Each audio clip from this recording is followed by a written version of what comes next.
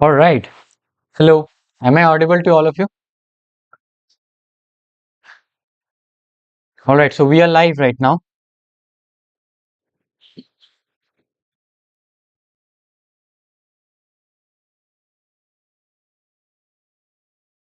Okay. So yeah. All right. Hello. Okay. So let's get started. So today we are back again with another content on CBSE series of this 2025. So we are actually practicing the previous year problems, and today we have a topic on probability. All right. So I am the instructor for this particular session, and my name is Sirsha Banerjee. All right. So let's get started. So today we will be discussing about probability, right? One of a very interesting chapter and very crucial chapter as well, right? So if you look at the previous year papers of your CBSE board examinations, you will try to understand that this chapter has a quite good amount of weightage in itself, right? Now, many students actually try to fear from this chapter, but this chapter has nothing to do with the difficulty level, but it is all about aptitude.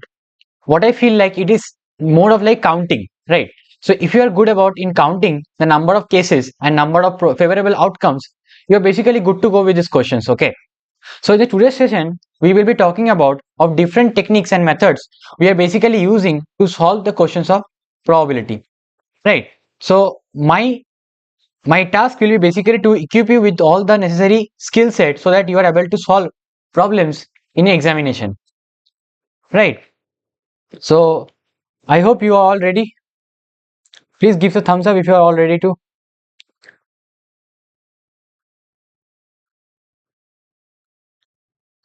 All right, so I'm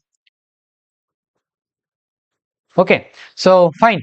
So let's get started on this. So today's our goal is basically to revise the main topics from permutation and combination as well, because as we will be moving along the way of revising the probability, we'll be doing both the parts of permutation and combinations, and also we'll see how we basically use this counting to extrapolate to the cases of finding out the probability. Okay. So along with that, we'll also see some different methods of solving a probability problems, right? And my ultimate approach will basically to give you an equipped with a pictorial representation in order to solve any probability questions. Okay. And in this particular lecture, you will see that the special focus is basically based on the Bayes theorem and the total probability theorem, right? Which is the most important and crucial topic for your CBSE examination, right? If you can do the paper analysis, and along with that, with the previous year problems, we will also do some paper analysis to show you that what are the different types of or sets of problems that are asked in the previous year paper. Okay, so from that you can at least make some guesses. Okay, and you can also start your preparation with that, right? So with that, let's get started for this. So today, let us first of all start with some quick revision so that we are basically equipped with all the parts that are we going to cover in this today's lecture, right? So very first topic that many students generally confuse about, or they feel afraid about, right? So when they come to this class 12th and they basically have to encounter probability, the first thing that basically that seems little bit confusing is the conditional probability, right? So in this today's lecture, we will be solving questions where we will be utilizing conditional probability as well, right? So what is basically mean by conditional probability is that, so I have written some definitions over here. So you can, if you read on to the definitions, you will find out that the probability of an occurrence of an event given that a particular event has already occurred. Now this is very interesting, right? So it is a probability of a occurrence of an event such that one particular event has already occurred. Now this particular thing is known as conditional probability, right? So it is something like, so if I try to give a simple example, if I say that I have a one event, right? And for occurrence of this particular event, both event A and event B has to occur, right? Right. Now, if I say that event B cannot be done unless and until event A has already occurred. That is something like this. So, for example, now think of situation you are entering a school, right? So now, for example, if you want to go to a classroom, for example, this is your classroom. The shaded region is a classroom, right? And this is the premises of the school, right? Of a school building. So I'm doing the top layout of the building. So this is a school gate, right? And you are standing somewhere over here, right? So think of the example that I'm saying that in order to get to the classroom, you have to first of all get inside the school. So first of all, you will get inside the school building and then you will get entered into the classroom, right? So that is something of what we basically talk about in this conditional probability, right? So it is that one particular event has its relation with some other event, right? So here we don't talk about independent event at the beginning, right? So it is said that the conditional probability is also denoted by the denotation of conditional probability is that probability of A given that B has already occurred. Okay, so in this particular case, when I was talking about the school event, so it is basically probability of going inside the classroom will be like probability of going inside the classroom given that you have already entered inside the school building, right? So what is basically mean by B by A is that, so I will write over here that event A has already occurred, right? So event A has already occurred, then what is the chance of occurrence of event B? So if I say that event A has already occurred, then what is the chance of occurrence of event B is basically denoted by the conditional probability B upon A, right? So I hope that the representation of this conditional probability is simple and clear enough, right? So if event B has already occurred, and then the sample space of the entire event or the sample space of this particular event has reduced to only B, right? Now what is basically meant over here is that, so let us say while so if I have an entire sample space, let us say this is a sample space I have, and inside the sample space I have this set B which has already occurred, right? So our initial sample space is reduced to only this particular part of the sample space, that is the event B which has already occurred, right? And out of this event B, if I want to find out what is the probability of occurrence of event A such that B has already occurred, will be given by the intersection part of this particular both events, right? A and B. So therefore you can easily define the conditional probability of A given that B has already occurred will be basically very simple as the probability of A intersecting B divided by probability of B, right? If you can look at the pictorial representation, it will be very clear, right? That is what I have wrote over here. That is probability of A given that B has already occurred is basically given by number of outcomes of A intersecting B divided by number of outcomes in B, right? Now very important thing to note is that number of events in B cannot be equal to 0, right? So if this denominator part is equal to 0, then it is not defined, right? So that is something that you are going to be focused about. So there is nothing like you cannot have like a null event B has already occurred and then what is the probability of occurrence of A, because if it is a null event then it is directly equal to that event, right? A, right? So now, and this particular thing is basically the number of elements in A intersecting B, right? Now n is the total number of elements, so if I divide by total number of elements, I'm just going to get the answer as probability of A intersecting B divided by probability of B, right? So from here, one more important theorem you can tell, this is basically called as a multiplication theorem.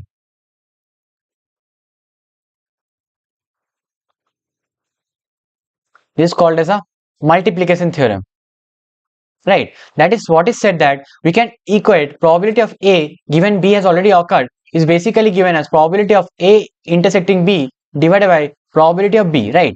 So if I say I want to find out only what is the probability of occurrence of A intersecting B, then this thing can be easily given as probability of A intersecting B can be easily given as probability of occurrence of B and then the probability of occurrence of A given that B has already occurred, right? So this is the statement of multiplication theorem, and this is very crucial while we solve the questions of Bayes theorem. So you will understand what is the importance of using this particular theorem, right? So I hope you will remember all this part, and we basically need to know these things such that we can apply this to our problem, right? So it is like, so for example, now I would like to state that if a event E is basically has lot of events like E1, E2 and so on, like up to En events, then this particular generalized statement can be given as the probability of intersection of the probability of occurrence of E which is given by the intersection of this all individual n events, then this particular probability of E is basically equal to probability of occurrence of E1 into probability of occurrence of E2 given that E1 has already occurred into probability of occurrence of E3 given that E1 and E2 has already occurred, and so on up to n number of times, right? So this is a most general statement. So if you have n number of events, you just need to multiply their corresponding conditional probabilities as the process goes on happening, right? So this thing is simple and fair enough to all of you, right? So I hope you are able to understand these parts. If you have any query, you can post that on the live chat. Okay, I will be answering your queries from there. Fine. Okay, so as we understand this part, so now we are ready to basically move on to understand the part of Bayes theorem. And before we move to the Bayes theorem, we need to understand a very interesting theorem that is called a total probability theorem, right? Now there is a very interesting way to explain this part, is that let us say that I have a entire sample space which is consisting of n number of events, right? So as you can see, there are E1, E2, E3 and so on up to En are n number of mutually exclusive sets, okay, and exhaustive events such that probability of occurrence of any individual event is not equal to 0. So there are no event whose probability of occurrence is 0, right? So for such event, let us say I have an event A, and for which the event A is basically a inclusion of all these individual parts of the corresponding events. So let me try to draw it over here. What I mean to say is that, let us say this part of sample space is denoted by the event E1, this part of the sample space is denoted by event E2, this part of sample space is denoted by E3, and so on, and we divide the entire sample space into En, right? Now if I say that I have an event A which has its corresponding intersection with all the individual event E1, E2, E3 and so on up to En, right? So the occurrence of probability of A is basically equal to the sum of the individual occurrence of this intersection with E1, E2, E3 and so on, right? That is what I have written over here. So that is it. The probability of occurrence of A is equal to the probability of occurrence of E1 into probability of occurrence of A such that E1 has already occurred, right, plus probability of occurrence of E2 into probability of occurrence of E2 and into probability of occurrence of A given that E2 has already occurred, and so on up to, we'll add it up to the n number of events, that is probability of occurrence of event n into probability of occurrence of event A given that event n has already occurred, right? So this is what the statement of total probability theorem has to say, right? So this is very simple and it is very handy also. So whenever you will solve the problems, before we dive into the problems, we have to understand that any generalized event is basically has its intersection with all the corresponding events that makes up the entire sample space, right? So that's what we defined as individual events E1, E2, E3 and so on up to En are all mutually exclusive and exhaustive events given that the individual probability is not equal to 0, right? I hope this part is clear. So this is a statement of total probability theorem. All right. Now, if we understand this part, then what the Bayes theorem has to say is that, so for Bayes theorem is that, now if the conditional probability of individual event is greater than 0, that means it is not equal to 0, right? So and A is basically event, right? Now it is just, Bayes theorem is just nothing but it is the inverse of total probability theorem. How is it inverse? So if I say that while you are calculating for the probability of occurrence of event A, now think of the situation that event A has already occurred, right? So if I say that the event A has already occurred, then what is the probability of the occurrence of any individual k event out of this ei events, right? N number of events, right? So that is what the statement of Bayes theorem has to say, is that what is the probability of occurrence of ek such that k is basically between this 1 to n given that A has already occurred, right? Now for doing this, we will apply again our simple conditional probability definition, and that is basically equal to probability of ek intersecting A divided by probability of A, right? Now we know the probability of A is basically given by the total probability theorem from here, right? So if I just input the total probability theorem of probability of A from here and I put it in the denominator of it, and this particular part of the numerator I can just simply expand it with the help of the multiplication theorem, right? but in the opposite sense. What I will do now, since I don't know the information about A, what I will do, I will write it as probability of occurrence of EK multiplied with probability of occurrence of A such that EK has already occurred. Now this is the information that I know, and I divide it by the total probability theorem, then I basically get the Bayes theorem or the inverse of the total probability theorem, right? So I hope this part is very clear, right? Very straightforward. All right, so if we then try to go forward, we understand that this part is very simple and clear, right? So probability of occurrence of EK given that A has already occurred is basically given by this particular definition. This is basically what I have wrote over here, right? So the probability of EIJ is basically called the priori probabilities and the conditional probabilities, right? And this is called the conditional probability or posterior probabilities. That is basically from the French literature, right? Now two events are said to be independent. Now after we understand this conditional probability and the Bayes theorem and the total probability theorem, now what if there is no correlation between the individual events, right? So those kinds of events are basically called as independent events, right? So I will say the two events are independent of each other if the occurrence or non-occurrence of one of the event does not impact the probability of occurrence or non-occurrence of the other event, right? So what is basically mean by that is that I have no relation between the occurrence. So for example, if I have a set A, right, and I have another set, so the occurrence and correlation or any non-occurrence of event A has no relation to play on the occurrence of event B. Similarly, vice versa is also true, right? So that is what is basically mean by over here. So in conditional probability, I can easily write this as, so in conditional probability, I can write that simple thing as probability of occurrence of B given that A has already occurred is basically given by probability of occurrence of B, right?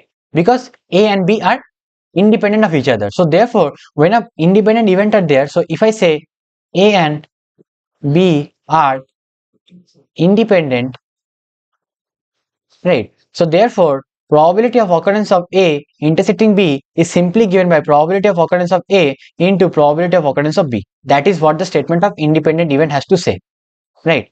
So this is something that you need to keep in mind before we start on to solve the general questions, right? So you can just see over here, I have also written the same statement once over again, right? So it is said that if I have only two events, probability of event A given that event B has already occurred, then these are direct correlations from the conditional probability and the theorem of total probability theorem, that I can also write the Bayes theorem in the same notation as this way, right? So this is basically very similar to this form what you have seen over here. Okay, so I hope this particular part is clear. Please let me know if you have any confusion or any query from this particular slide. Right, so these are all the most two important things that you need to understand before we move on to solve some general questions of the CBSE board examinations, right? So conditional probability and total probability and Bayes theorem, right? These are the most important theorem that you need to study, right, in order to have some good grasp on the questions. Fine, so I hope this particular part is clear enough. So if you have any query, you can post that on the group chat. Okay, all right, so okay, so no more query till now. So then we can proceed with the questions, right? So let us start with the probability questions, right? But before we move on to probability questions, there is one more thing that I will need to discuss about before we go on to directly solve the questions, right?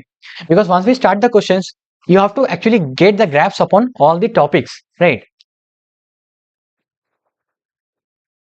Fine. So now let us first of all discuss what is a binomial probability distribution, right? Now, by the word binomial, a binomial means basically there is only two events, right? Two events, right? So binomial means two. Okay. So what is basically mean by binomial probability distribution is that, so in a probability distribution whose events are basically only two, right? So in a given sample space of an event, if I have only two choices or if I have only two chances, that is basically it may either happen or it may either not happen, right? That is what the two chances are there. Or for example, if you toss a coin, it might be either a head or it may be either a tail, right? So those kinds of probability where we have a case of that it happens, then this is a probability, and if it doesn't happen, then this is a probability. So those kind of situation is basically called or given by the probability distribution, which is follows the binomial probability distribution, right? So this is one of the distribution that we basically study in our present level in class 12th, right? So later when you move to the university, you will definitely study about other probability distributions, right? So this is one of the discrete probability distribution. Okay. So one of the very famous probability distribution that you're going to study in the university is basically the normal distribution, right? So we will not be discussing on the normal distribution at this present moment, right? So we will basically start on to discuss about the binomial probability distribution, right? So for example, if I say that the probability of occurrence of any success, so let us say over here we basically associate the letter P for probability of success, okay? So if I get a success, then I will say it is a P, right? So probability of a success is given as P, and the probability of failure of failure is given by Q, right? So in a particular sample space, if I have only success or failure as the two chances, then this is basically a statement of binomial probability theorem, and we will basically use the binomial probability distribution over here, right? So since this is the two chances, so therefore the probability P plus probability Q will basically be end up to get it equal to 1, right? That is the most important thing. That is the sum of all the individual probability for a given sample space is basically equal to 1, right? And if I say that in this particular chances and that particular, for example, that particular set of sample space or that particular set of event is repeated n number of times, okay? So for one case, when we are doing the experiment or when we are doing the trial for the first time, we are getting either P or either Q for the chances, right? With individual occurrence of the event as P and Q, right? But if I say that if I want to repeat the number of experiments n number of times, right? So in that case, we're going to be using the generalized statement of the binomial probability theorem, right? So that is basically said that, so the probability of at most r number of success in n number of trials is given by summation NCR p to the power r q to the power n minus r, right? Now you must be wondering how this comes up, right? So if I say in a binomial probability distribution, if I say what is the probability of number of successes r in n number of trials, it is basically given as out of n number of trials I will choose r number of choices for which I will get the success. So that is basically given by NCR into p to the power r into q to the power n minus r, and this is very similar to that of what you have seen in the binomial series. So that's why we call it binomial probability distribution, right? So if I say that out of this, if I want at most r number of success in the trial, so I will just sum it up from r is equal to 0 to n of this particular probability, right, of occurrence of any n given that n number of trials are there, right? Similarly, if I want to find out what is the probability of at least r number of success in this trial, this is given by summation of r is equal to r to n, sorry, this one should be r, okay, r to n NCR p to the power r into q to the power n minus r, right? And if I say what is the probability of having only one success after n number of trials, that is equal to p into q to the power r minus 1, right? So here we have r number of trials. So after r number of trials, if I want one particular success, then that is basically given by p into q to the power r minus 1, right? As simple as that, right? I hope you were able to see this, right? So if you have any query, you can post that on the group chat. Fine.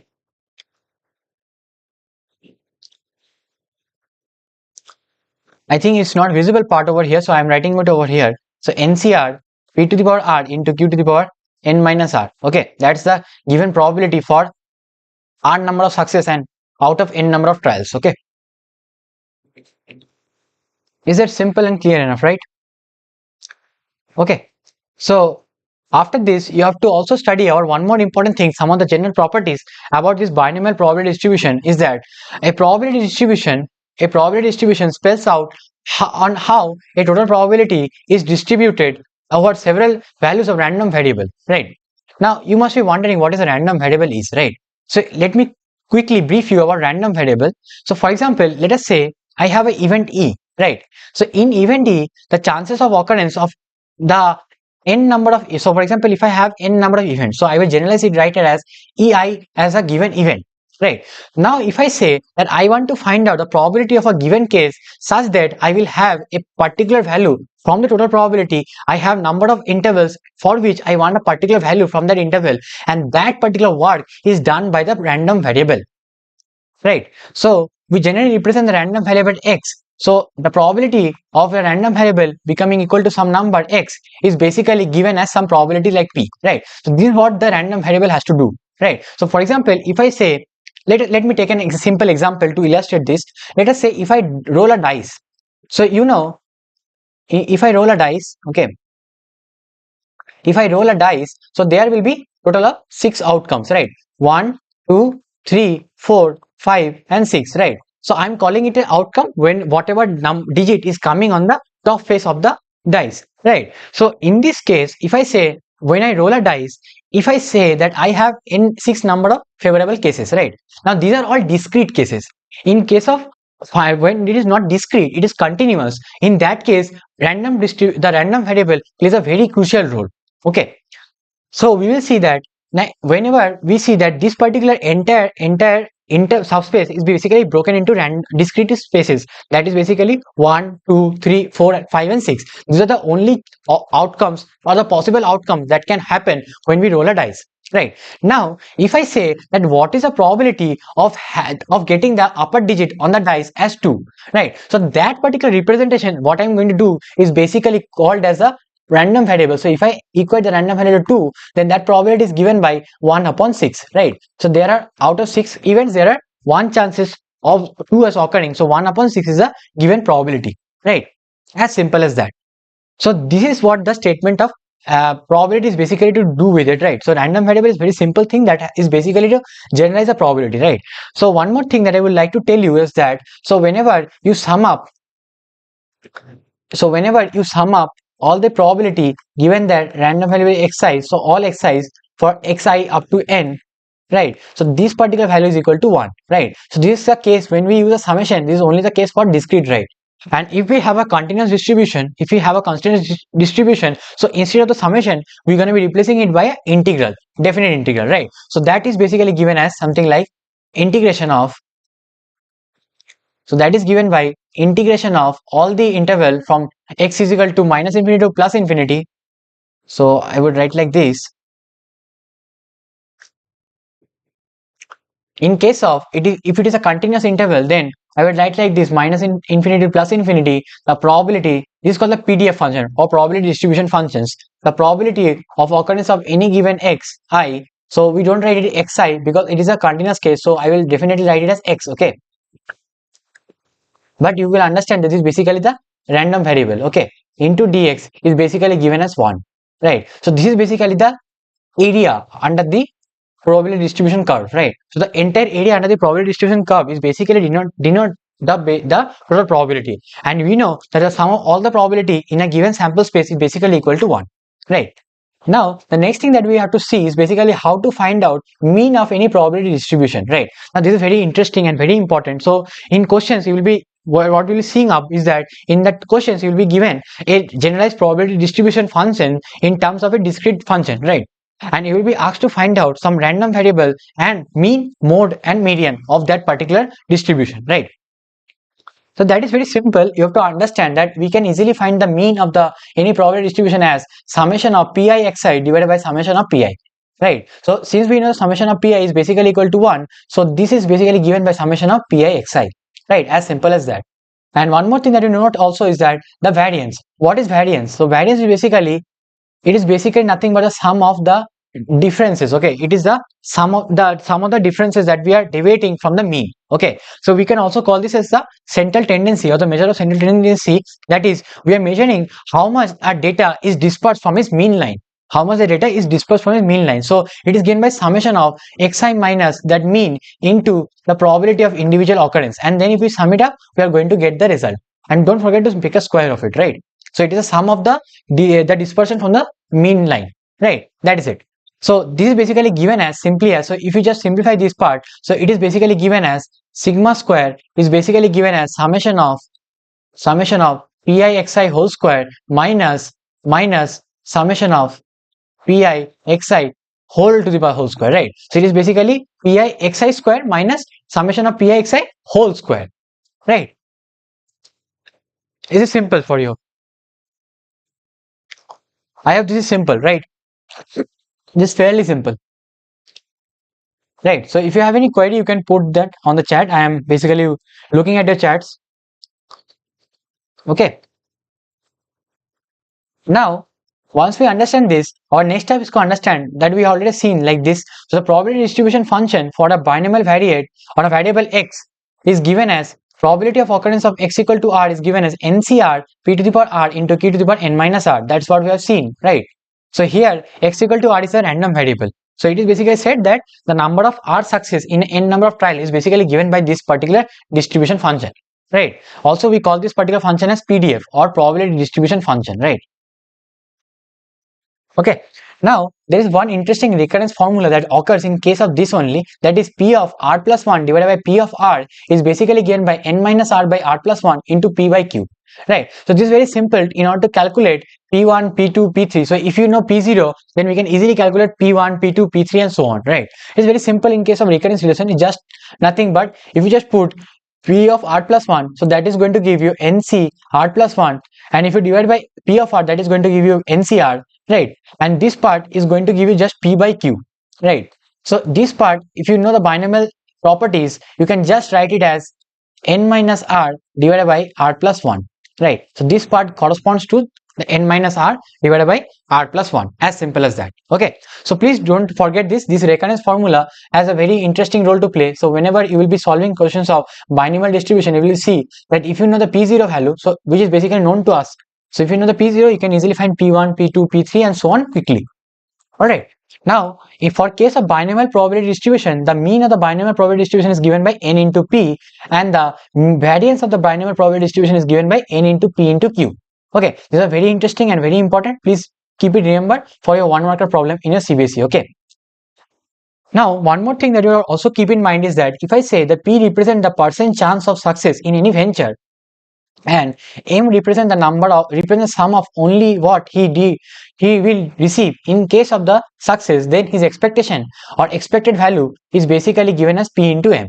Now what is expectation? Expectation of first order is basically called as a mean. Okay, so expectation, or it is called the basically the first order product. Okay, first order movement. Okay, so we write expectation of x like this, and it is basically nothing but the first movement. Okay, that is basically pi into xi. That is what the meaning of the mean, right? So expectation of the first order is basically given as mean, right? So if I say that p represents the chance, that means basically it's a probability of success, and m represents the sum of the only what he received in case of success. So if I get m as a number of sum of what he gets in success, and p is the number of chances of success, then we just multiply them in order to get the number of expectation for the probability value. Right, this is very important. In case you have some questions of expectation, you have to apply this part, right? Very simple. So many times you will be having some case study questions where you are basically to ask to what is the expected value of winning this lottery, or what is the expected sum you can win after getting this lottery, right?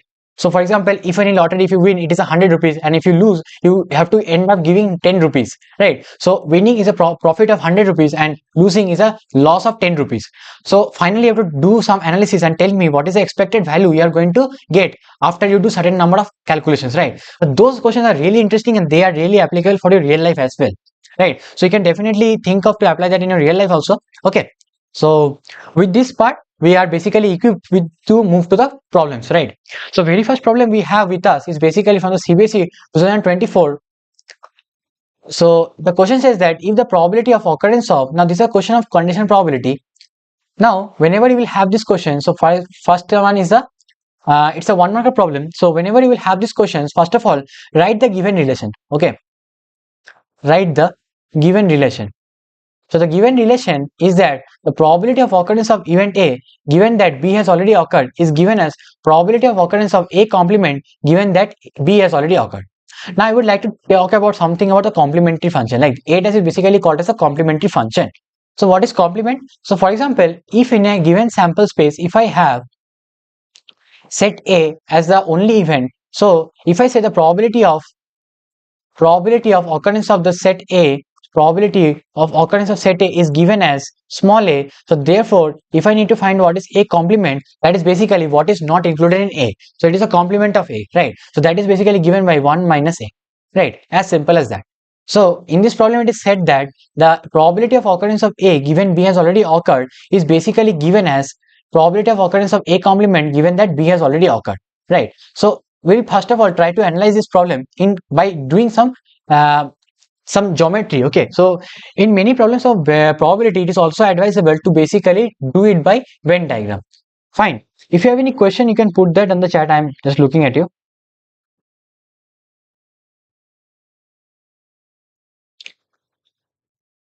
All right. So if you have no queries, okay, then we can move forward. All right. So let us say in this particular given sample space, let us say we have only two events. As we can see, A and B are the two events, right? So in these two events, A and B, let us say it occur like this. So A and this is B, right? So what is basically mean by condition probability? A given that B has already occurred is basically given as condition probability of A intersecting B given that probability B has already occurred is basically given by this part, and it is equal to probability of A bar or A complement intersecting B divided by probability of B, right? So and we all know that probability of B cannot be 0, so this I can cancel out from both the sides, right? So therefore I will get the statement as probability of occurrence of A intersecting B is basically equal to probability of occurrence of A bar intersecting B, right? So now what we will do, we'll try to analyze that what is basically mean by this. So it is said that if I have a set A and I take the intersection with set B, it is basically this part, right? This shaded part. So if you know Venn diagram, you know that this particular part represents the A intersecting B, right? Now similarly, the part which is outside A and intersecting with B is basically given by A bar intersecting B, right? So that the part which is outside B, I will take a different color to illustrate this. So part which is outside A is this part, right? And intersecting with B is basically this shaded part, which I'm shading with a green color, right? Or maybe I should take a blue color over here. So this is basically the part that is representing probability of A intersecting A bar or A complement intersecting B, right? So what you understand that this part and this part is same. So what I can write is that the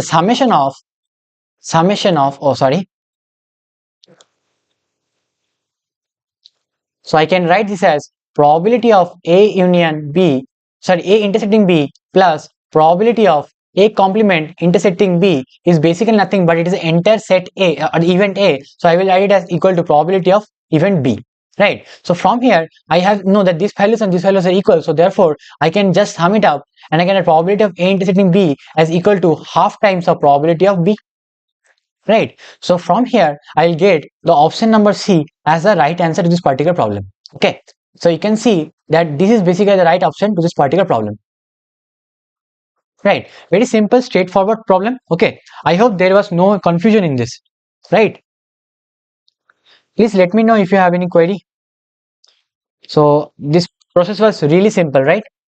So what we did, so whenever this question will come up in your examination, you please draw the sample space, draw the Venn diagram, properly mark the region that is basically implies by which, right? So what I've done over here, so you will write the given relation, then you will write that the given Venn diagram. Okay, so you will draw the Venn diagram also, okay, and represent the following as event A and event B, and then you will shade the region and then mark as this is basically this particular region, this is this particular region, right? So if you do entirely these steps, you are definitely going to get 1 marks. Okay, so this is basically 1 marker problem. Okay, the more better you do and express your answers, the more better your marks you are going to get it, right? So that is something that you need to keep in mind. Okay, so whenever you are writing the examination, so your expressions, the writing expression actually matters a lot, right? So this is something that you need to keep in mind.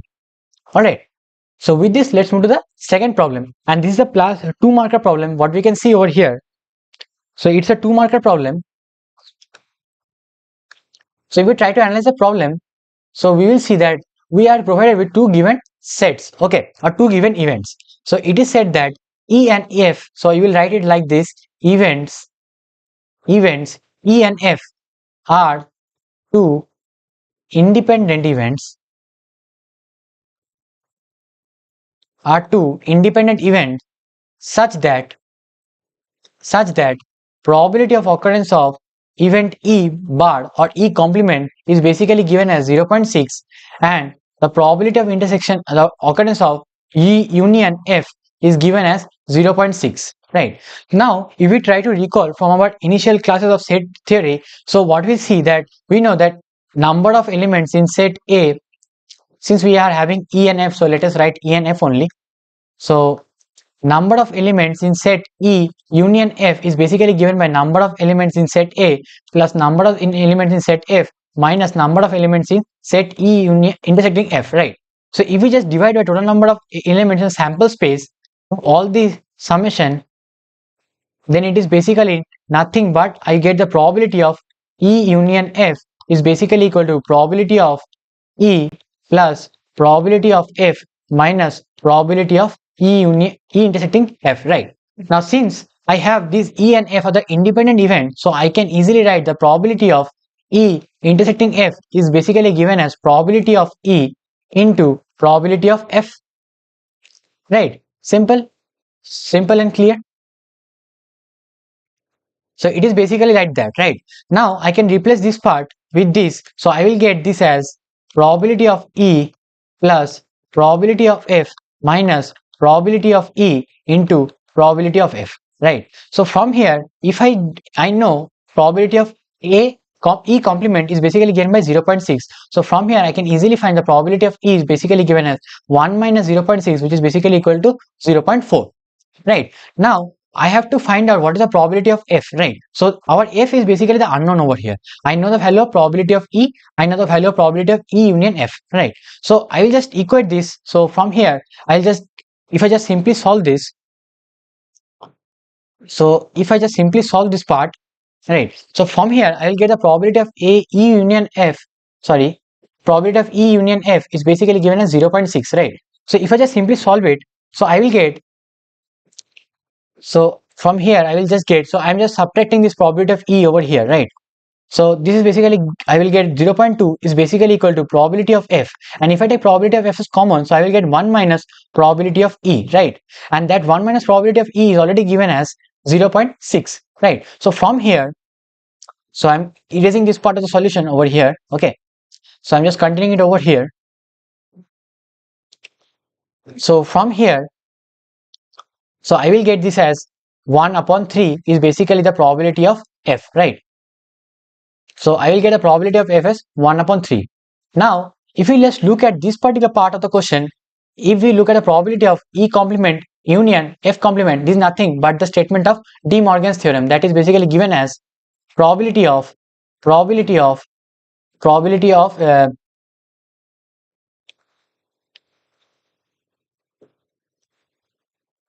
probability of E intersecting F complement of it, right? So we already know what is the probability of E, what is the probability of F. So if we just multiply, find the probability of E intersecting F. So this is basically nothing, but we will get it as simply as, so 0.4 into 1 upon 3. So 0.4 I can write as 2 upon 1 upon 5, right? Sorry, 2 upon 5, right? I just change the color over here. So E, the probability of occurrence of E is basically 0.4. So I can write 0.4 as 2 upon 5, and I can write probability of F as 1 upon 3. So from here I will get probability of E intersecting F is basically given by 2 upon 15, right? And therefore, if I need to find out what is the probability of E intersecting F complement, it is basically 1 minus probability of E intersecting F, that is basically given by 2 by 15. So from here I will have the answer as 13 upon 15, right? 13 upon 15 is the final answer, okay? So if it is not visible to you, I will write it over here. So your final answer for this part is basically equal to 13 upon 15, right? If you have any query, you can post that, okay? Fine.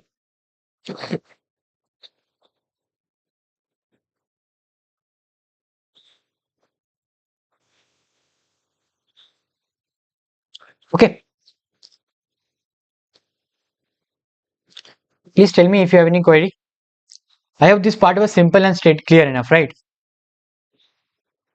Okay, So with this, let's move to the, so this was a 2-marker problem. So if you are doing the steps correctly and you're showing it all your calculations correctly, then you are going to get the full marks at it. Okay, so there is no way you can lose any marks. Okay, so for writing this particular step, you will get 1/2 marks, and for doing this calculation and this particular step, you will get another half marks. And if you do all the steps and correctly and get to the answer, you will definitely get the +2 as a full marks. Okay, so please keep this in mind, okay, while we are solving the problems. Okay, now this is all about 2024 problem. Okay, so you can see that in 24 there is already 1-marker problem is asked, 2-marker problem is asked, as well as now there is a very interesting problem that was asked. It was a +4 problem. Okay, 4-marker problem. Okay, now this was a case study problem that was asked by CBSE examinations.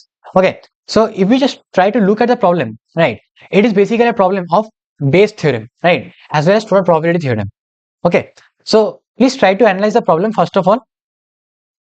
So if we look at the problem statement, so if we just look at the problem statement over here, what we see that it is said that according to the recent survey, so according to recent survey, it is said that the air turbulence, now turbulence is something that you basically don't know about right now. So it is basically a fluid mechanics phenomena that is basically the fluctuation or irregular movements of the fluid velocities. Okay, so that is basically called as turbulence. Okay, so air turbulence research has shown that in various regions around the world, due to climate change, the turbulence makes flight bumpy and often delays the flight, right?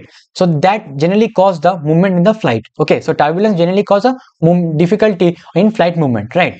It is also said that assume that an aeroplane observes several turbulence, moderate turbulence or light turbulence, as you can see from the picture. Okay, so if you just look at the picture, you can see that all the 3 turbulence are basically shown, right? So in case of light turbulence, you basically move up and down by a range of ±1 meter. In case of moderate turbulence, you basically move up and down by a range of ±5 meter. And in case of severe turbulence, you basically move up and down by a range of ±30 meters. Right. Now it is said that assume that the airplane observes several turbulence, moderate turbulence or light turbulence with a given probability. So let us say the probability of occurrence of light turbulence I am writing as LT. Now whenever you have this problem in your actual examination, you have to express the problem in terms of your writings. Okay, so your writing skills should actually matter. Okay, so I am basically showing you how will you write it in an actual exam also. Okay, so what you will do, first of all, you will write let set A denotes the event of aeroplane, okay, or airplane reaching the destination, okay, or designated location, okay, late. Okay, because if we look at the statement that I have to finally find out that what is the probability that an aeroplane reaches destination late. Okay, so let us say that A denotes that particular event that I have my aeroplane reaching late, the destination late. Okay, so if we just look at this particular thing, so what we understand is that, okay, this is a given statement that we need to find out probability for, right? So this is the probability of A I have to find out in this particular problem, right? So now if you just look at the problem, if you see the probability of an aeroplane reaching its destination late is basically given by probability of A, right? So and what are the different situations that it might encounter is that the different types of turbulence it might encounter, the light turbulence, moderate turbulence and the severe turbulence, right? So it's generally a statement of total probability theorem. Okay, so what we'll do over here, so we'll find, first of all, write it clearly that E1 denotes light turbulence. E1 denotes light turbulence. I'm going in the next page. E2 denotes moderate turbulence.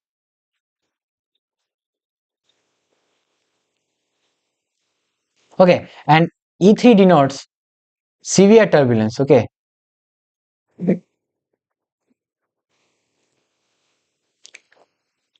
So E3 denotes severe turbulence. Okay.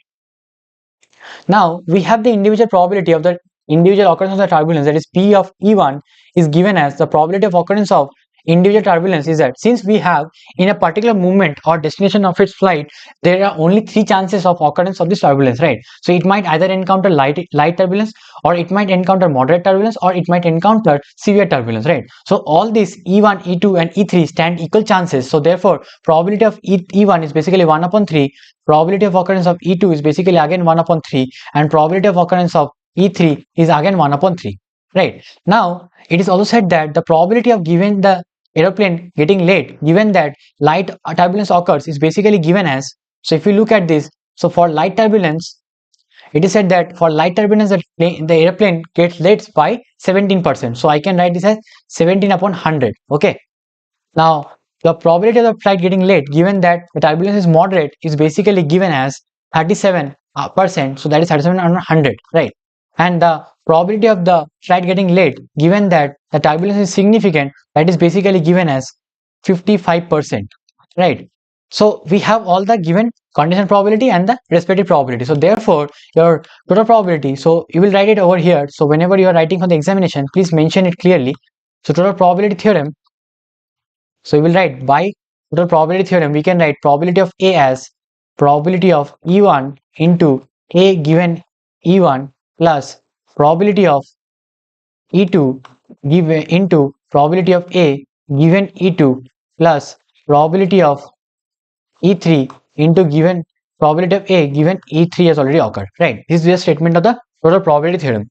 So if you just evaluate this part, so we will basically find out the answer is, so it's basically 55 upon 300 plus 37 upon 300 plus this is going to be equal to 17 upon 300. So if you just evaluate this is just simply going to come out as it's going to be like 109 divided by 300. Okay, so you will just get the relative answer as 109 by 300. Okay, that's going to be the recurrent probability of the flight getting late given of the following turbulence conditions. Okay, so your probability of the flight getting late is basically given as 109 upon 300.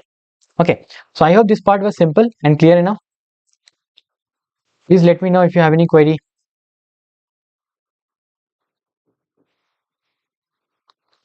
Okay,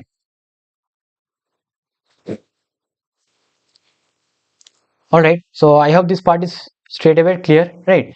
Now we have one more part of the question that says that if the aeroplane reaches the destination late, now it is already said that the aeroplane is reaching the destination late, right? So this basically states the statement of Bayes theorem, that is our entire sample space is getting reduced to a new sample space, right? So it is saying that the aeroplane is already late.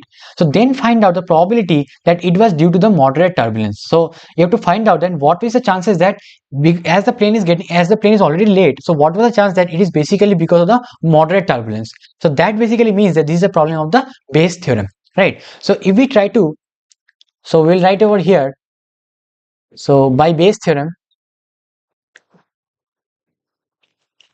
what you will do, so probability of it was a moderate turbulence given that plane is already late is given as probability of it was a moderate turbulence into plane getting late because of the moderate turbulence divided by the probability of plane getting late, right? And we have already calculated this probability by the total probability theorem. So I will just directly apply the results over here. So probability of plane getting late into, so probability of the moderate turbulence is 1 upon 3 into the probability of plane getting late due to moderate turbulence is given as 37 upon 100 and divided by total probability is basically 109 upon 300, right? So if we just look at this, we will basically going to end up getting the answer as 37 upon 109. So that is our recurrent probability that the turbulence was moderate given that the plane was late.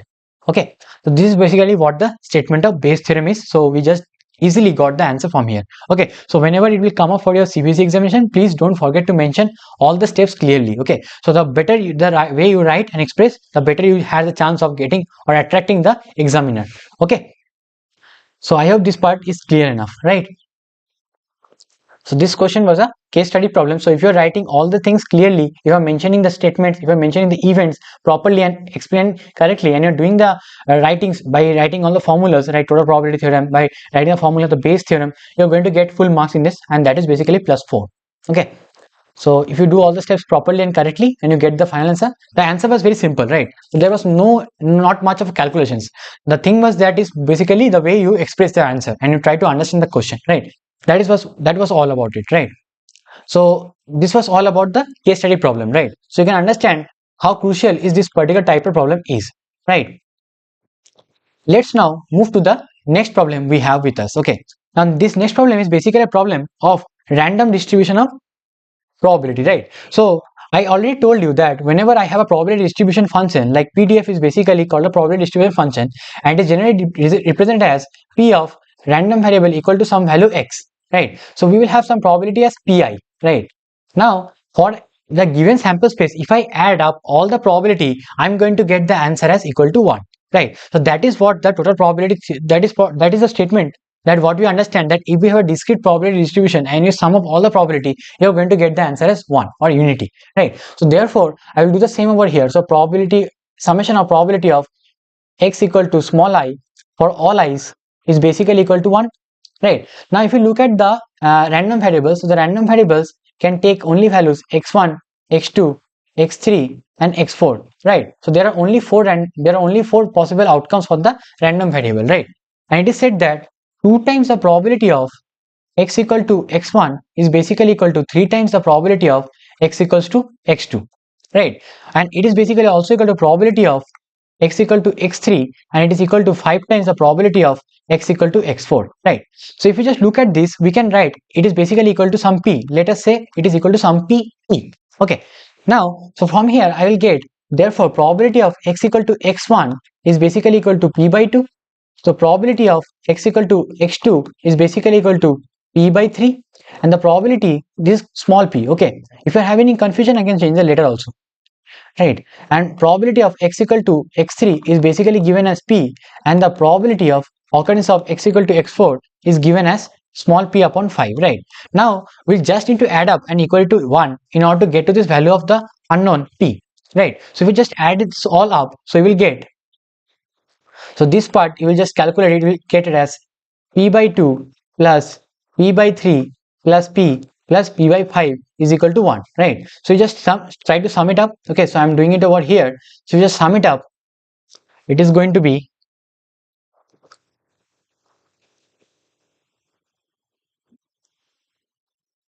sorry, it is just going to be equal to 15p plus 10p plus 30p plus 6p, okay, is equals to 1, right? So just sum it up. So we are going to get 25 plus 30 is basically 55. So 55 plus 6 is basically going to be 61. Okay, so your unknown value p is basically given as 30 upon 61. Okay, it is going to be equal to 30 upon 61. So your unknown value is basically 30 upon 61. So that will basically give you your probability distribution. That is basically that your probability of any x1, x2, x3 is basically given as p in terms of p, right? So we can definitely complete the entire probability distribution. Okay, so that is what basically was asked in this problem. So whenever you will face this type of problem, first of all clearly mention the given probability distribution, right? And then you write the given condition, and then you write this particular statement, that is the summation of all the given probability is basically equal to 1 or unity, right? So if you do this and then you calculate the unknown value of p, right, and that's how you will get to the required answer. Okay, so I hope this part was very simple and clear enough. If you have any query, you can post that, right?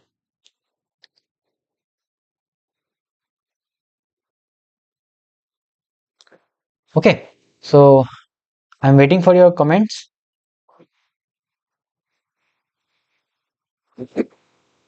Okay, so since you are having no comments, we can move forward.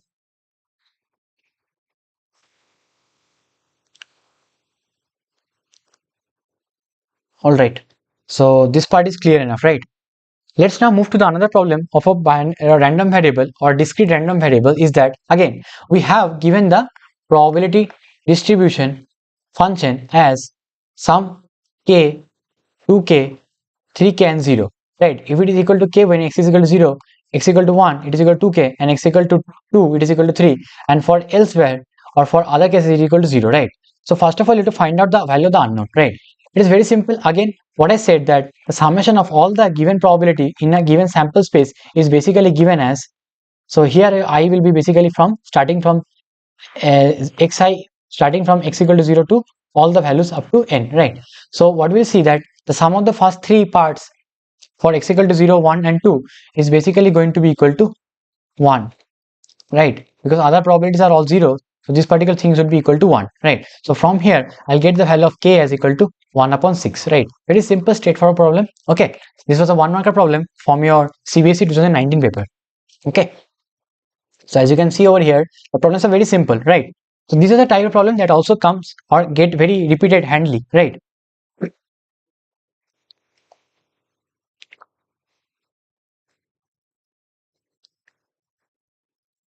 Fine. So this part is clear.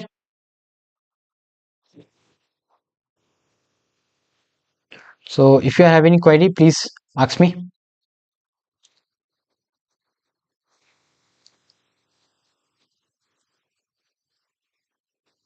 All right. So this is clear, right? Okay. Okay. No questions.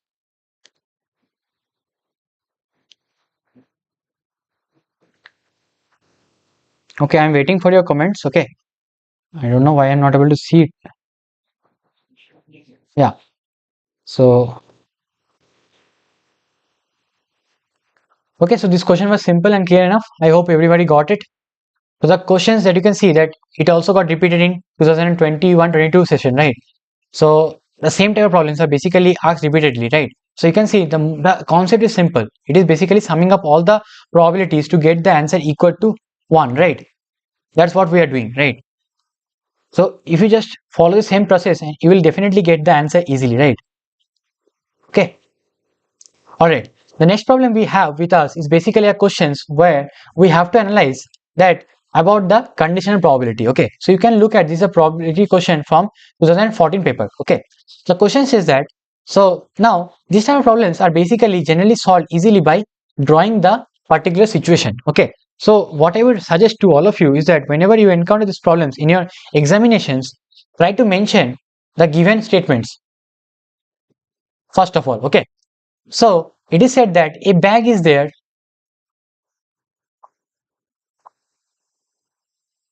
A bag contains 3 red and 7 black balls. Okay. Now 2 balls are selected at random one by one without replacement. So for example, you are having a bag, and from this bag you are having 3 red balls and you are having 7 black balls. Okay. So from this bag, 2 balls are drawn one upon one after the other. Okay. So first of all, you pick up one ball from this bag and you keep it outside, and then again you pick up another ball from this bag and you keep it outside, right? But what is important to note in this problem is that they are done without any replacement. So the ball you are taking out of the bag is not replaced into the bag after you are taking it out, right? So that is something that you need to keep a track of, right? So the statement has a very important role to play in probability questions. Okay. So please try to analyze the statement correctly as well. Okay. Now, what is more said in the problem is that if the second selected ball, so we take out one ball from here. So let us say the first ball which I have taken out is basically B1. Okay. And the second ball I have taken out is basically B2. Okay. So it is said that if the second selected ball happens to be red, now it is said that the second ball which I withdraw is basically a red ball, right? Then what is the probability that the first ball selected is also a red ball, right? So if we just try to analyze this problem, so first of all, let us represent this problem in terms of the given events. So let us say ER denotes the event when the ball is red. Okay, so if I get a red ball, the event is ER, and if I get a black ball, the event is EB. Okay, please mention this again and again. I'm telling this. Okay, in examination, if you just write the event ER, EB like this, the examiner going to deduct your marks. Okay, and you have no way to remove your marks. Okay, so you have to make sure that you are ensuring everything correctly so that you don't give any chance of losing out marks. Okay, fine. So if we try to look at this problem, so it is said that if the second selected ball happens to be red, then what is the probability that the first selected ball is also red, right? So what is the statement is that, so it is saying that you have to find the probability of the red ball also occurring with the second red ball. Okay, so I would write this as ER of 1, the first red ball, as well as the second ball is also red, given that already the second ball is already red, right? So please don't mention this like this way. I'm just trying to explain you what I basically mean to say. Okay, so it is like the statement of a conditional probability, right? So let us say try to find out what is the probability that the second ball is red ball. Second ball is red. Okay, so let us try to find out what is the probability that the second ball is red. Okay, so hi Suganiti. What are you mentioning as 3254? What is that 3254? Can you please mention what is the 3254? Okay, you remove that. No issue. So, are you able to understand this problem?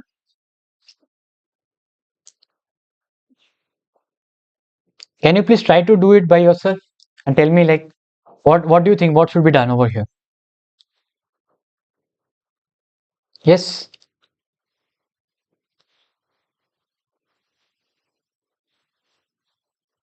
Okay, no worries. So let us first of all find out what is the probability of getting the second ball as red, right? So if in this particular case, what is the probability that the first ball is any ball? That is, I just need to pick up one ball out of this case, right? So that can be any ball. So that doesn't means of anything, right? But in the second withdraw, I have one less number of balls. So if you just sum up at the first time, I will have total of 10 balls, right? So in that 10 balls, I can pick up any ball, right? So there it has no restriction on the probability, first of all. But on the second withdraw, I won't have 10 ball, I will have the 9 balls, right? So out of this 9 balls, if I have to pick, so if I have to pick, yeah, given that I don't know that what kind of ball is already picked up, I don't know, right? But out of this 9 ball, if I have to pick out any ball, that probability will be different, right? Depending on the number of balls. Now say that the first ball, the first withdraw of the ball was red ball. Okay, so on the first withdraw, I got a red ball, right? So if I got the red ball on the first input, and then after that one red ball is already gone, right? So I have only two red balls. On the second withdraw, if I out of this 9 ball, I want to pick out any red ball, so that probability will be basically given by 2 upon 9, right? Is it clear? Right. And similarly, now say if the first withdraw was basically a black ball, then one black ball will be gone, and that will basically make 6 black ball and 3 red balls, right? So in this case, if I now want to pick the second ball as a red ball, then that will basically given upon 3 upon 9, right? But I have to find the probability that given this event has already occurred, what is the probability of getting the first ball as red ball, right? Yes, I can definitely repeat, but can you please tell which part you're not able to understand?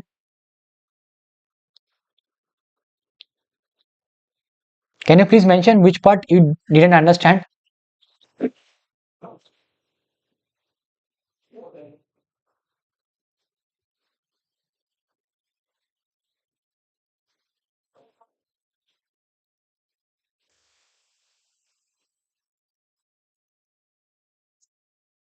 Yes,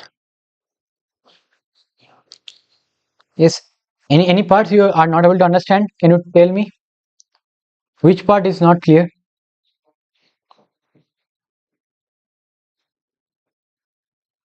I'm waiting for your comment.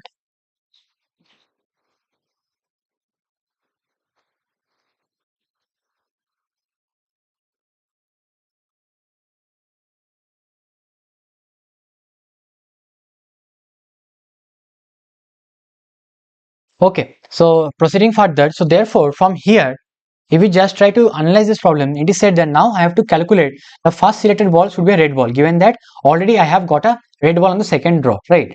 So that is given by, let us say, what is the probability of getting a red ball on the first draw?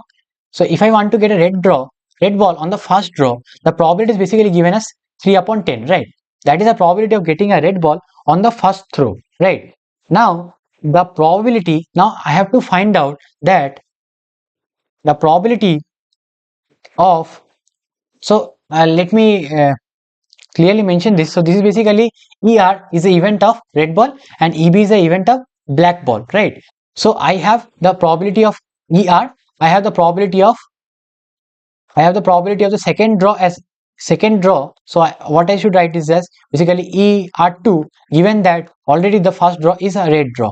Okay, so I should write like this ER1. Okay, the first draw and the second draw. That's what I'm writing. Okay, so I have information about this. I have information this, right? I have to find out that what is these two events has already occurred, right? So I have to find out the probability of ER1 intersecting ER2, right? So that is basically given by the the multiplicative theorem, and that is basically equal to probability of occurrence of ER1,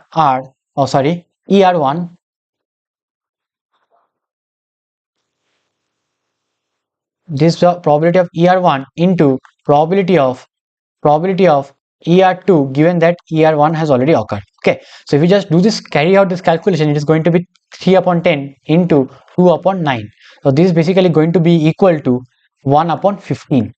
Okay, 1 upon 15, right? So please tell me if you are not able to understand this. This is a very simple problem. Okay, the first thing is that first we are drawing a red ball, and if the red ball is drawn, then what is the probability of getting another red ball on second draw, right? So that is basically the thing that we are going to analyze. So we have to find out that both the event is occurring simultaneously, right? As simple as that. So if you just read the statement again and again, you will understand this is basically a statement where both the events are occurring simultaneously, right? So that is what is given by ER1 intersecting ER2. Okay, any confusion, any query, please let me know. Yes,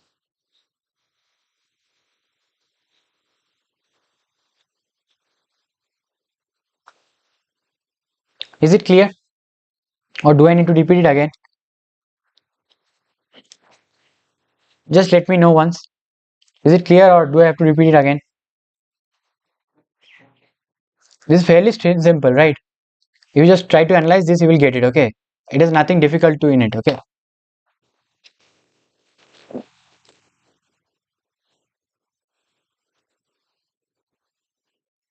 fine. All right, so if you have any query, you can post that on the chat. Okay, I will be looking at your chat. Okay, if you are having no queries, then we can proceed, right?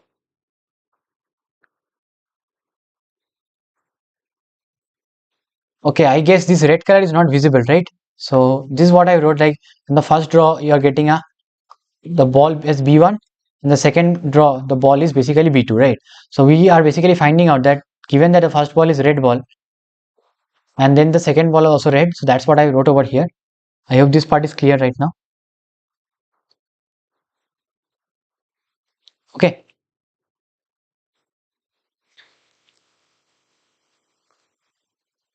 right.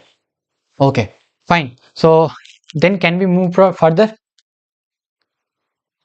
Okay, so moving further, we have one more problem of the same type, not exactly the same, but it is again a problem where again we are provided with two balls, okay, two bags containing balls, right? So if we just look at the statement again, so it is saying that I have two bags. Let us say this time the first bag as bag B1, okay, and the second bag as bag B2. Okay, now make sure that whenever you come across this type of problems in an examination, please make sure to draw and explain clearly. Okay, so you have to always write and explain clearly, properly all the statements that you are basically writing up. So for example, if B1 denotes bag 1, so please write it clearly, okay, that B1 is basically bag 1, B2 is basically bag 2. Okay, so it is said that the bag 1 has one red ball and three white balls. Okay, this R denotes the red ball, W denotes the white ball. Okay, and the back to there are three red balls and there are five white balls. Okay, now it is said that a bag is selected at random. Now out of bag B1 and bag B2, I am selecting any one bag out of any randomness, right? And I see that I draw a ball from it, right? And I want to draw a ball from it. So try to find out what is the probability that the drawn ball is given a red ball, right?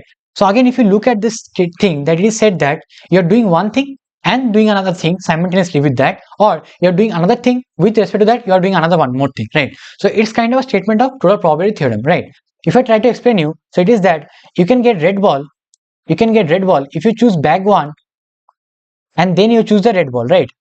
or it is basically also like this. You can choose back to and then you can choose the red ball, right? So it is basically how you basically distribute the question. Okay, so it is just a statement of total probability theorem, right?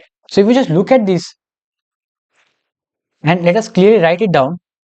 Okay, let us try to understand over here. So I will clearly write it up as let A denotes event of choosing, or I will write it as selecting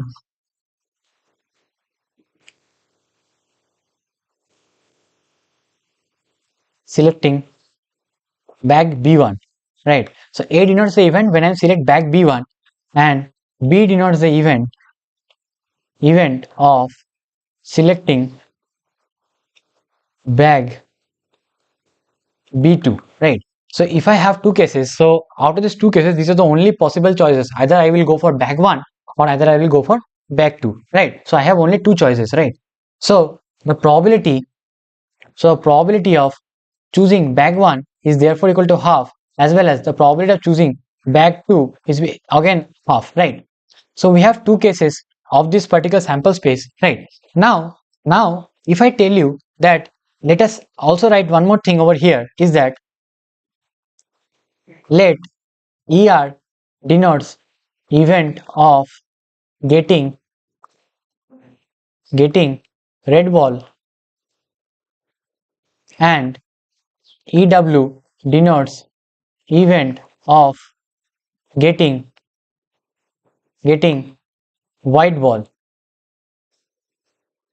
right? So if I have these two events as ER as the event of getting red ball and EW as the event of getting white ball, then if I choose, then let us try to understand the conditional probability over here is that the probability of getting a red ball given that I select a bag 1 is basically given as 1 upon 4. Similarly, the probability of getting a red ball given that I have chosen the bag B is basically given as 3 upon 8, right? So you can see it over here. So here there are 3 red balls out of the total 8 balls, and here there are 1 red ball out of the total 4 balls, right? So what I have written over here. Now you will write you need to find out what is the probability of getting a red ball, right? So by total probability theorem, by total probability theorem, you can write, so you will write over here by total probability theorem, probability of getting a red ball is basically given as probability of choosing the bag A and then probability of getting a red ball given that a bag A is chosen plus probability of choosing the bag B into probability of getting red ball given that bag B is chosen, right? So this is what is basically the total probability theorem of getting the number of red balls, right? So if you just do these calculations, you will get the probability of getting a red ball is basically very simple and is equal to half into 1 upon 4 plus half into 3 upon 8, right? So if you just simplify it up, so you will get it as 1 upon 8 plus 3 upon 16, right? So that is going to be equal to 5 upon 16, right? No confusion, very simple, straightforward, right? Please make sure that you understand everything and you don't just copy blindly, like, okay? So make sure you understand everything. Okay, if you have any query, you can post that on the chat. Okay, I'm basically looking all at your chats. You can let me know. Okay, so this part is clear enough. Fine, right?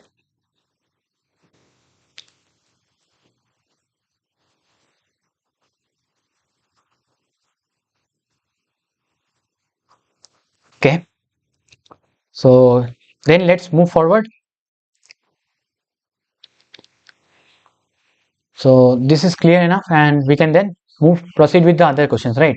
So you can see that the types of questions that are mostly repeated are basically either of the multiplicative theorem or either from the base theorem, either from the total probability theorem, or including the conditional probability, or they will be either including questions like this, the random probability distribution functions, right?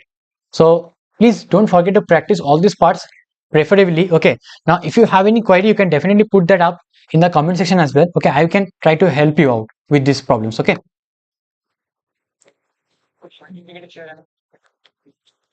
Fine.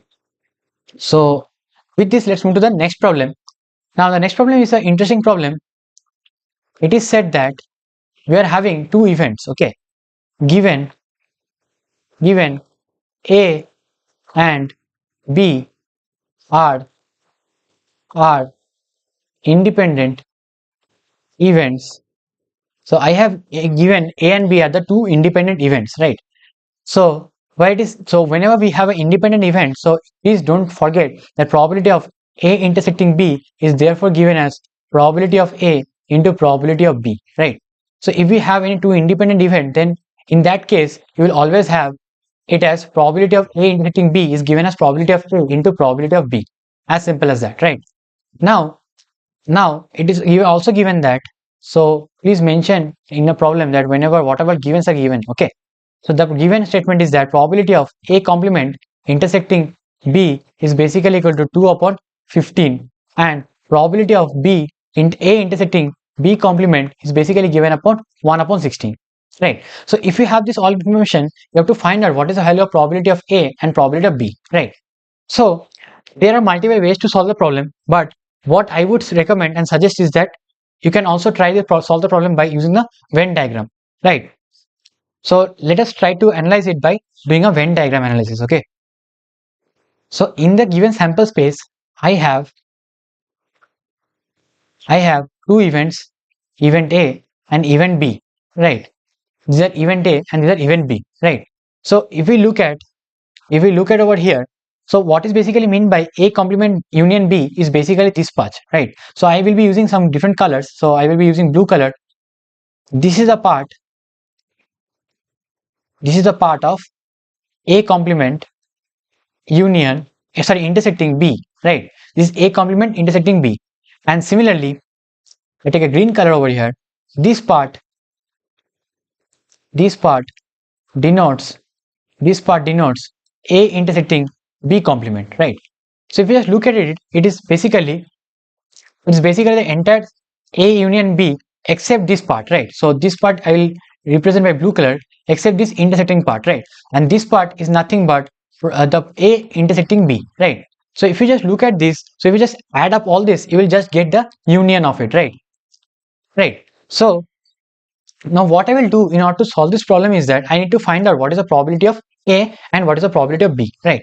So what I can do, if I look at the Venn diagram over here, so I can easily write that A, probability of A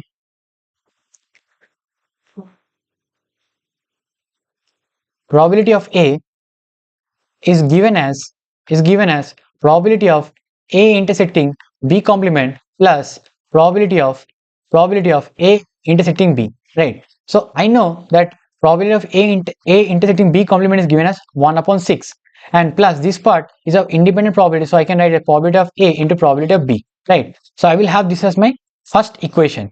Similarly, if I repeat the same statement for probability of B, I will get this as 2 upon 15 plus probability of A into probability of B, right? So I have two equations, two unknown. I can easily solve it out, right? Right. So what I will do over here, let me erase a part of the solution over here. So I will just carry out the work over here. Okay. I've got the information about probability of, this is probability of A. Okay. So I have known information of probability of A and I have known the information about the probability of B, right? Now you can also do this problem in a different way also, like that. So you know that probability of A union B is given as probability of A plus probability of B minus probability of A intersecting B. Also you can write this as probability of A complement union B plus probability of A intersecting B plus probability of A intersecting B complement, right? This is also you can write the same, right? So from here, an interesting thing that is that you can also write the same thing in the different ways, right? Yeah, hi Tushar, how are you doing?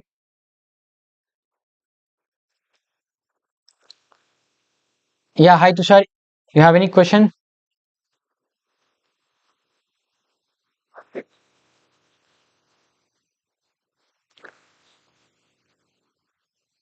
Yes, Tushar, I am speaking out. You can tell me your query.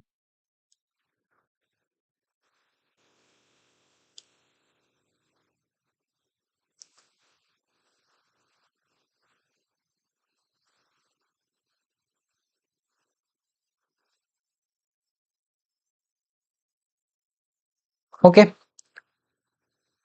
Huh. All right. So I think this solution is clear to you. The way we are proceeding, is it clear to you? If not, you can ask me any question you are having.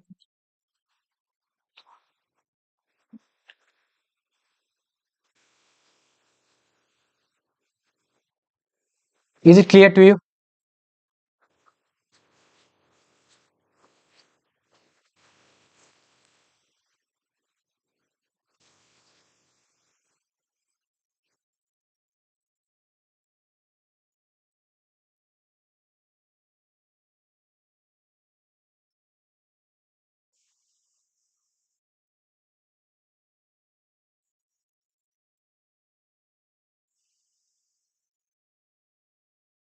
Okay.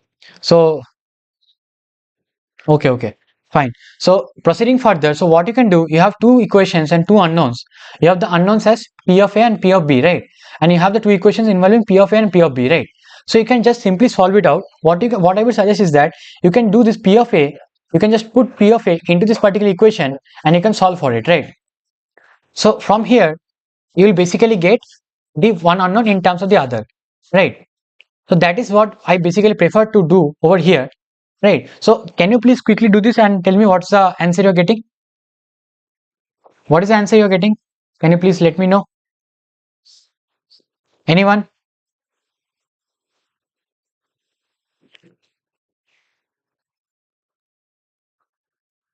Also, what you can do, you can take this part on the left hand side. So why you can take P of A and common into P of B bar, right?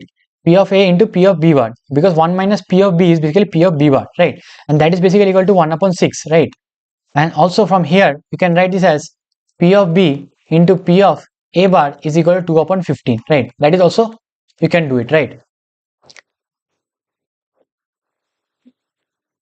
So I'm waiting for your answer. Anyone with the answer?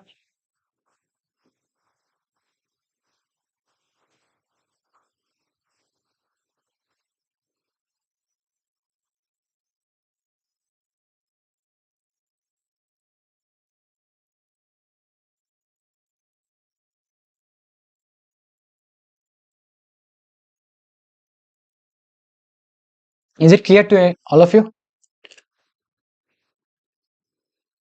Okay. So proceeding further, so I need to just clear this space, okay, so that I can make some space. So I'm just erasing this part. I hope you have copied down, right? So if we proceed further, so what I have done in my calculation is that what you can do is that you can consider this P of A as some P and the P of B as some Q, right? This will save your calculations only, okay? So therefore, from this part of the equation, you can get P into 1 minus Q is basically equal to 1 upon 6, and Q into 1 minus P is basically equal to 2 upon 15, right? Right. So what we'll do is just take out P and put in this particular equation and solve for it. Okay. So I have done the solution on my end. Okay. And I have got the P is equal to, so I got P equals to, uh, so yeah, I got P is equal to 5 upon 6 and Q is equal to 1 upon 6, or I'm also getting P equals to 1 upon 5 and 1 upon 6. Sorry, 4 upon 5, right? 4 upon 5, this one. Just sorry. Yeah, 4 upon 5. Okay, so this is one set of the answer. Also, I'm getting an answer as, I'm writing over here. Also, I'm getting the answer as P is equal to 1 upon 5 and Q is equal to 1 upon 6. Okay, so these are two sets of answers that I've got. It will be a quadratic equation in P. Okay, so if you just simply simplify this P in terms of Q, it will be a quadratic equation with two roots. Okay, so these are the two roots I'm getting. Okay, can you cross verify the answer you're getting? Yes. Okay, hi Tushar, you're new in science. Okay, fine. Are you able to understand these things?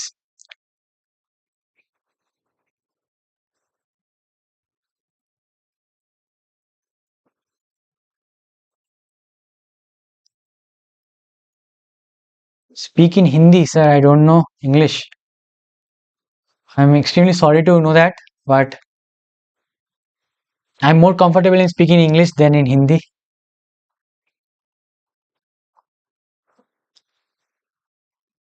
because you can see the questions I'm writing up in English only, right? You can let me know if you are having difficulty. I can repeat that part in Hindi.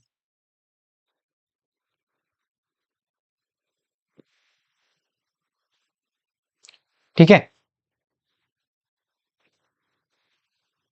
समझ में आया कि नहीं?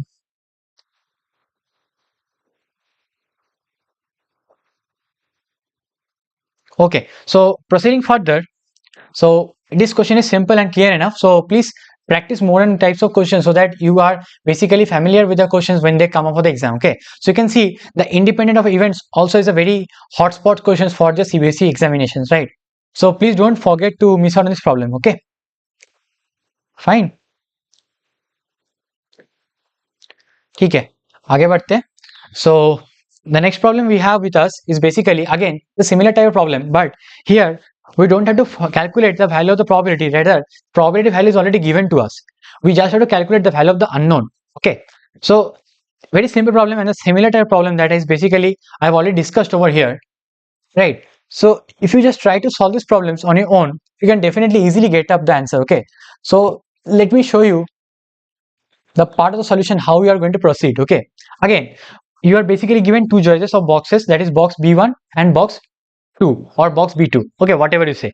So let us first draw the simulations, okay, or the situations. So if I try to write box B1, so box B1 has 3 red balls and 6 black balls, and box B2 is having 5 red balls and n number of black balls. Okay, so this is the n, is the unknown n. Okay, you have to find out what is this unknown n. Okay, so this is what you have to do out over here, right? So if you just try to understand, it is again a problem. So one of the two boxes, box 1 and box 2, is selected at random and a ball is drawn at random. The ball drawn is found to be a red ball. Okay, so the drawn ball is therefore found to be a red ball. Okay, very similar to the statement of the total probability theorem question that we already solved. Okay,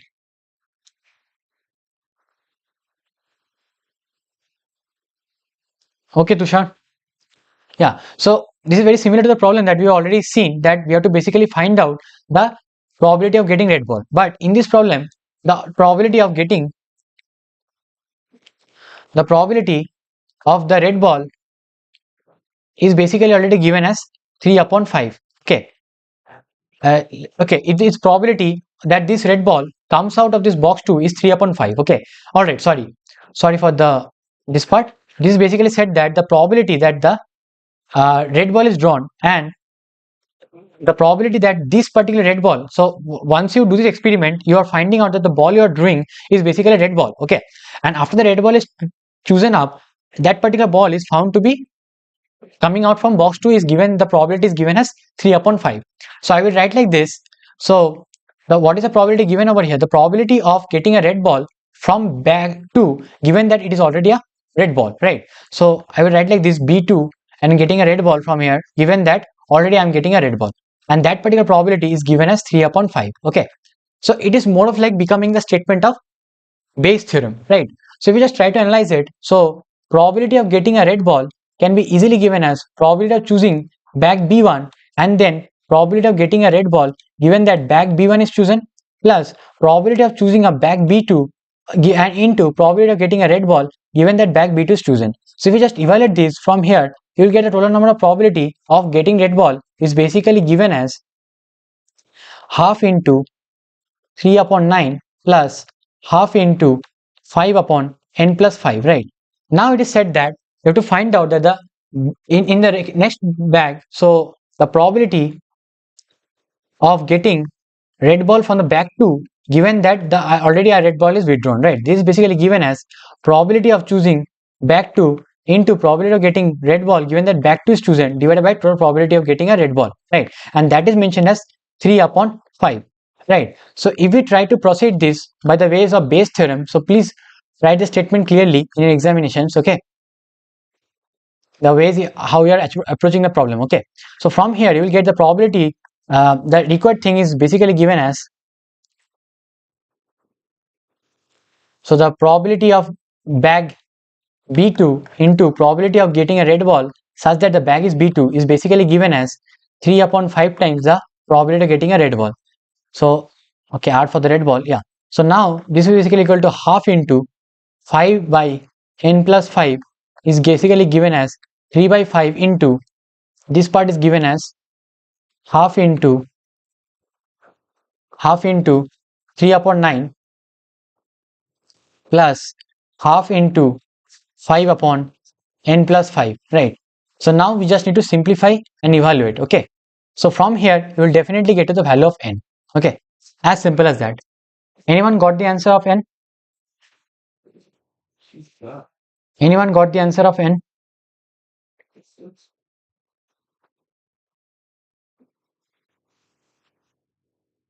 So you can just simplify this part and you can just directly get to the value of n, okay? So I am leaving this value of n as a homework, okay? Please try to solve this value of n and tell me in the comment section, okay? I'll be very happy to reply to your comments, right? So please understand and try to reply back, okay? So if you are doing this on your own, you will be understanding that how easy and how crucial these are all for your exams, right? So something that you need to practice, okay? The more you practice, the more better you're going to become at it. Fine. So with this, let's proceed to the next problem. So again, we have a problem of discrete random variable given with the probability distribution functions, okay? So please try to read the problem and try to solve it by your own.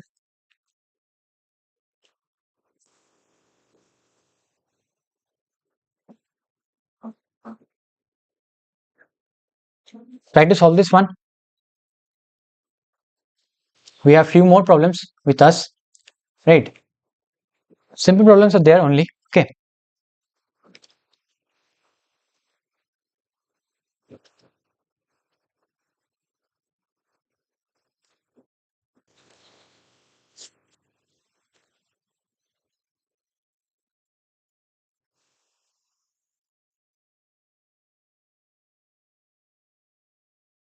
Alright, so here the random variable x denotes the number of colleges, where you will apply, okay? The number of colleges where you will apply after your results, right? Very important problem which is correlating to your real life, right? So after your class 12 exam, you are going to apply for the college admission, right?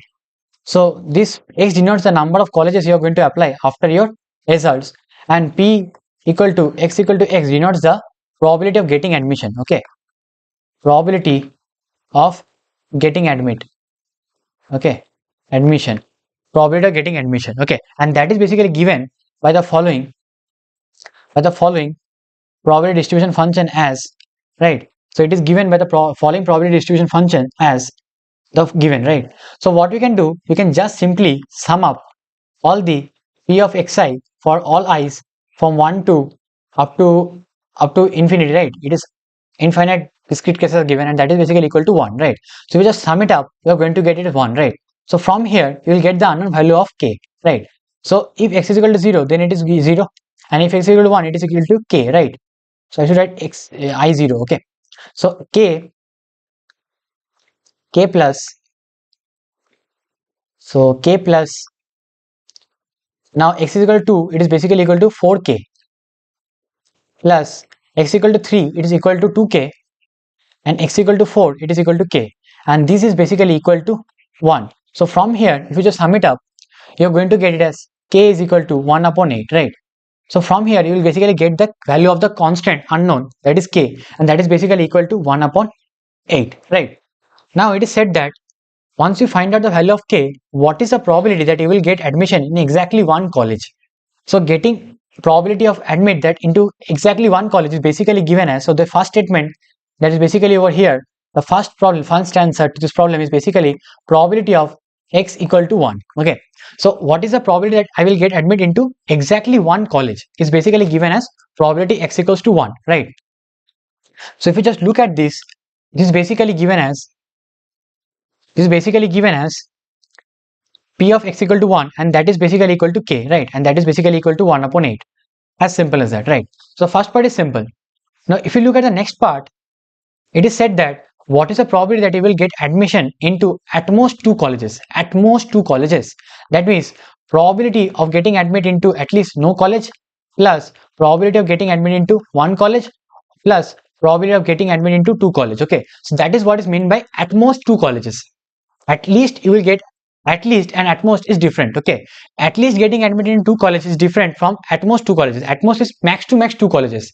At least means the minimum of the colleges you get admitted is basically 2.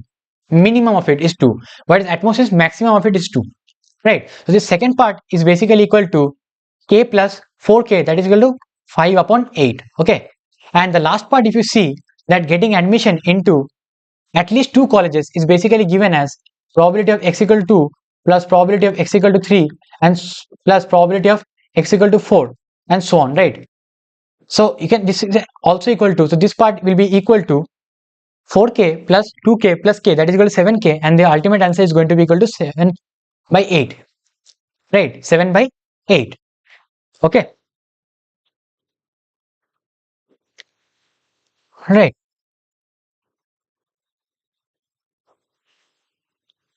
I hope this particular part is clear, right?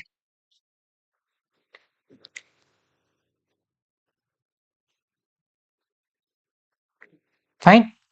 So as simple as that. Okay, so you have to just realize on the word that what is a word is specifically mentioned in the problem. Okay, so please try to analyze the problems again and again. Okay, these problems are very simple. The steps I'm doing is again the sum of all the probability of the random variables equating to 0, and that's how we get to the solution, right? Yes or no? Fine. So with this, let's move to the next problem. Again, as next problem we have on the independent theorems, right? So if we just look at this problem, so we see that the probability of A and B solving a problem independently is given as 1 upon 3 and 1 upon 4. Okay, so please write the statement clearly. This is a 1 marker problem. So it was said that you will write it as given probability of A and probability of B is given like this. Okay, now if it is said that both of them tries to solve the problem independently, then what is the probability that the problem is being solved, right? So what are the probability that the problem is being solved is that is basically they both of them try to solve the problem independently and they get to the solution. That is basically given as A intersecting B. Both of them solving the problem and the problem is solved. That is basically given as 1 up into 3, 1 by 3 into 1 by 4, because these are basically independent events. So I can just do this as 1 upon 12. So that is going to be the answer to the problem. Okay, because the problem was independent. Okay, so very simple, straightforward problem. Okay, similarly we have one more problem, that is we have events E and F are the two events, and given that probability of occurrence of event E is given as 0.8 and the probability of occurrence of event F is given as 0.7 and the probability of occurrence of E intersecting F is given as 0.6. So you have to find out what is the probability of E complement given that F complement. Okay, so conditional probabilities of this is basically given as probability of E complement intersecting F complement divided by F complement. So we already know what is F complement. F complement is basically 0.3, right? And what is E complement intersecting F complement is basically given as probability of E union F complement of it, and that can be given as, this is by De Morgan's theorem. Okay, so please don't forget to write De Morgan's theorem. Okay, so De Morgan's theorem, and this particular thing can be given as 1 minus probability of E union F. Okay, and that is basically, now you know union F is basically probability of E plus probability of F. So probability of E plus probability of F minus probability of E intersecting F. That is basically this, right? So this is 1.5 minus 0.6 is going to be 0.9. Okay, so you will have it 0.9, and therefore this part is going to be equal to 0.1. So ultimately your answer is going to be equal to 1 upon 3. Fine. So your final answer to this problem is going to be equal to 1 upon 3. Okay, very simple problem, 1 marker problem again. So if you're doing the solution step by step, you're doing it correctly, you are going to get the full marks. Okay, now I have one bonus problem for all of you, is a simple case study problem that I have taken up from the previous problem. Okay, so if you just look at the statements, it is very simple, and it is basically, this first problem is basically a statement of total probability, and the second statement is basically a statement of Bayes theorem. Okay, so if we just look at the problems, you can easily make it out. Okay, so I want to give this problem as a homework. Okay, So please solve this problem as a homework and come up with the answer. Okay, I'll be very happy if you can please let me know the answer in the comment section. Okay, so I will be looking forward for your answers. Okay, very simple problem. You can just read the problems and you can understand it. Okay, so with this I am going to end the session of today's part of probability. So we have done a long way right now, right? So we have come a 2-hour session almost, right? So we have already seen a lot of questions, a lot of concepts. We visualize the concepts, we were doing the problems, we try to analyze everything in very detail, right? So I hope you enjoyed the session as much as I did. So if you want to follow more, you can definitely reach out in the comment section for the number you have mentioned there, right? Also, you can join the Telegram group for more updates. All right, so and please don't forget to like as well as subscribe the content. Okay, as well as don't forget to answer the homework problem in the comment section. I am looking forward for your answers in the comment section. I hope this session was beneficial to all of you. So you can understand the probability is not very difficult. Just it's only about manipulations of the different concepts. So how well you're able to interpret the concepts, how well you're able to understand it, that's what actually matters. So if you're able to do that nicely, you're going to definitely ace the chapter easily, right? So with this, I would like to end the session over here with a mark of word that don't forget to practice the important parts: the conditional probability, Bayes theorem, total probability, and the binomial probability distribution. Those are the very important crucial chapter for your CBSE examinations. So please don't forget to miss out on those parts and keep on practicing it every day. Okay, so that you can have a good grasp on it. Okay. So with this, I wish all the best to all of you, and we are going to end our session over here. All right.